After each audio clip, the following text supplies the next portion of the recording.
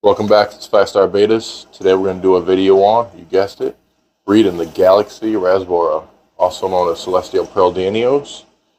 In this tank right here, we got a nice little school. We have roughly about, I think there's 12 or 15 in this tank. I can't remember the exact amount. Now, to sex them out, the males are going to be the more prettier ones. And then the females are going to be a little bit bigger, a little bit less colored. I think you guys can tell which ones are the males and which ones are the females just by looking. They only take about 3 months to reach full size. So that's enough on the basics. Now the way I do a setup is, as you guys can see, we got the moss and we just have a cup. And inside the cup we have a couple rocks to weigh it down so that way the cup don't float up. Floats up, we'll lose our eggs. Now with this big school like this, they constantly are spawning. I heard they only spawn in the morning. As we do this video, I'm sure we're going to see them going in there and doing some spawning. Right there's a male and a female hovering over. A pair just came out of the moss right now as we're talking. I see them spawning almost every time I'm down here looking at them. Morning, noon, nighttime. So I really don't go by, you gotta spawn them in the morning. I just spawn them in a simple 10-gallon tank. I have an air sponge in the back. There's a couple little shrimp in here that are culls. So it's pretty much the only other co-inhabitants in this tank. They lay on average about 60 eggs a day. I noticed about a halfway to 75% hatch out rate. Some days are better than others, I noticed. No guarantee. Alright, as we're watching this video, we see them in there. They're starting to spawn. 2 males in there with a female doing their little dance. Now, I haven't pulled this cup in 2 days. Usually I pull this cup every day, and I'll pull out about 60 eggs. So today I'm expecting to pull out at least 100 plus eggs today. Now when you guys pull these cups, you want to do it gently. You want to get all the fish out. Usually what I do is I get in here, give it a quick little spin. Make sure we get all these Rasboras out, because we don't need to take them with us. Try not to go too crazy because a lot of the eggs will be wrapped up in the moss. Alright, I think we got everybody out. Now we're just going to pull our cup out.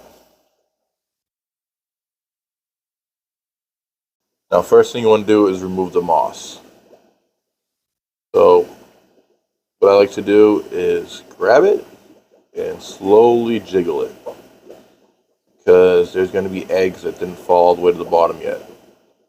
I like to try to get off as much as possible.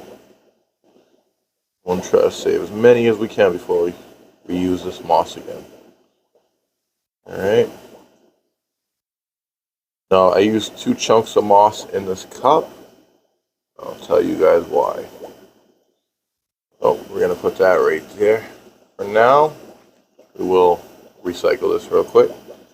Now I use a second layer of moss on the bottom, just so the eggs are nice and submerged. This way the parents can't get down here and chew on these eggs, because if you only have moss up top, it floats up, they go down there and they'll start eating them. Like, you'll still get eggs, but you won't get the amount that you're looking to get. Lowers your success rate. Alright. We got our moss out. Alright guys, now we're going to try to zoom in. I'm going to try to show you guys the eggs. So be patient with me. Alright, we can actually see them. You can see some kind of worm-like critter moving around too. That's kind of creepy.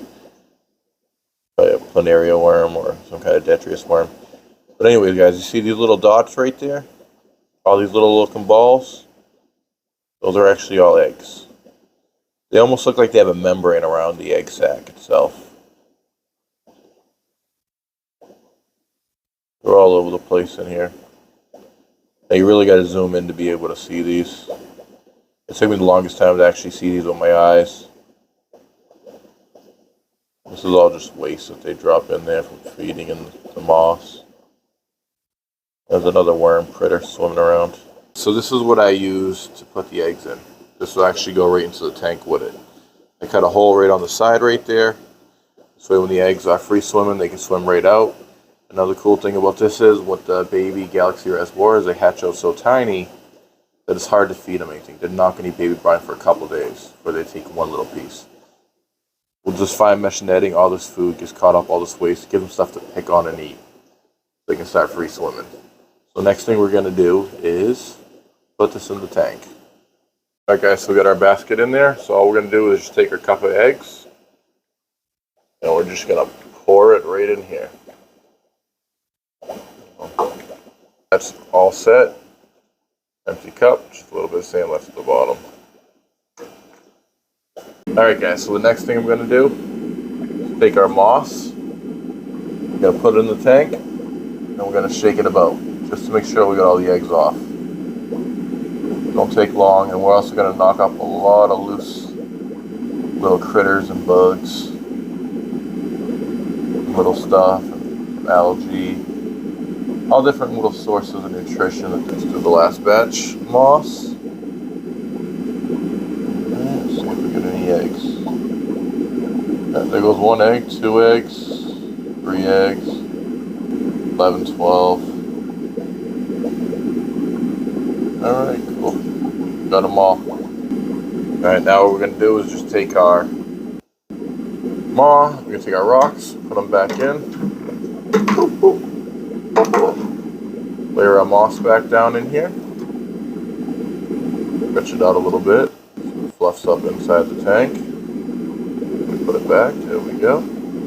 So that's all set. Now we're going to show you how we raise the fry up. You guys ready? So now it's time to start actually feeding the fry. So what I actually do, because I am all out of powder, something else you can do, I get the Ken's premium veggie wafers. But what I do is actually put them in a cup. I let it sit for about 15 minutes. Then I just break it up. This way it's just all cloudy. It's all broken down into really small particles. This way we can feed those fry. So right here, you guys can see that there's a little fry. There's little eyeballs right in the middle. It's freshly hatched. After they hatch, they tend to just sit there for about a day where they start free swimming. It takes them about 24 to 48 hours, I noticed, to hatch out. Then after that, another day and a half, they start to free swim. Once they do start free swimming, you got to have very small food. And that's why we supply them with this. That's why we also use that moss we spin around. And then, the next stage of their life, you can see them right there.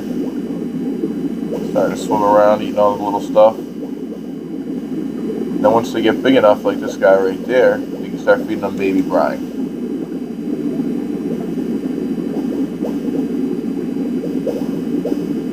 And once you do get them on baby brine, things are so much easier. But even for the most part, if you use a cycle tank, it's not hard to raise these guys up. And that's the benefit of spinning around all that moss in here. We've knocked up all that stuff. You can see them all going for it. Having a fun time eating it.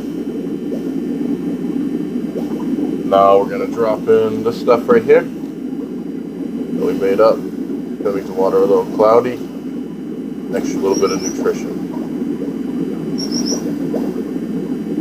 Now you see the bigger chunks that are falling. So I keep shrimp in this tank and some snails.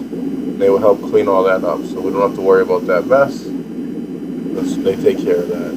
The next thing we're going to do is we're going to squirt some baby brine in here for the bigger ones.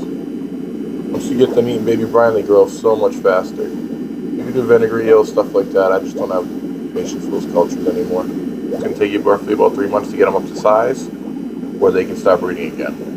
In about a month and a half, roughly, they'll be ready to go. Right now, the biggest ones in this tank that you can see are about a little over a week and a half old.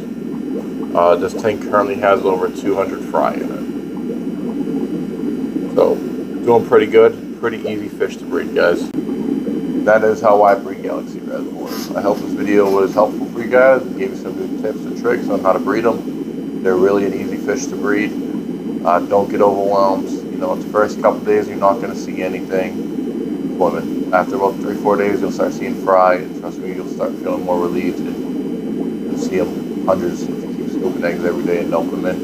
You say get yourself a nice big colony, 12 to 15, they'll just explode in no time. In about, what's been 10 days so far with the colony going, we've already pulled over probably 400 or 500 eggs. But I see at least 200 visible swimmers. There could be a lot more, I'm just not counting, so we get them the highest possible plants. So I hope you guys found this video helpful. Hope you guys like the channel. Thanks to all the new people who subscribed. I appreciate it. Have a great night, guys.